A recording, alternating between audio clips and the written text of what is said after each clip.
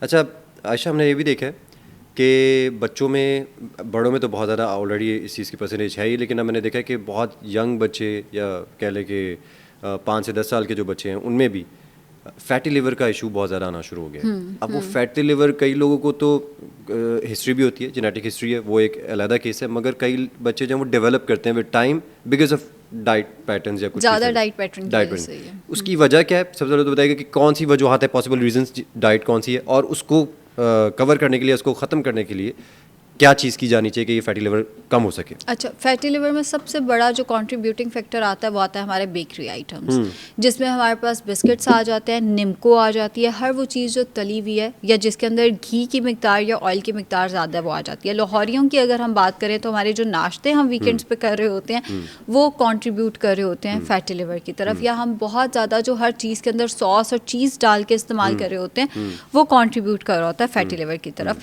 आपने बिल्कुल सही बात की है। अब मेरे पास वो लोग भी आते हैं 14, 15, 16 साल के बच्चों का फैटी लिवर आ रहा है, जो कि हैरत अंगेज बात है। exactly. बिल्कुल ऐसा ही है। इस केस में एक तो बच्चे की फिजिकल एक्टिविटी बढ़ाएं, ये ज़रूरी है। आपका बच्चा, बहुत अच्छी बात है, पूरा दिन पढ़ता रहता है, लेकिन उसकी 30 to 40 मिनट्स ब्रिस्क वॉक होनी चाहिए। फिर दूसरी बात यह है कि बच्चे को फिश ऑयल का सप्लीमेंट जो है वो शुरू करा दें। फिश ऑयल इसमें हेल्प कर सकता है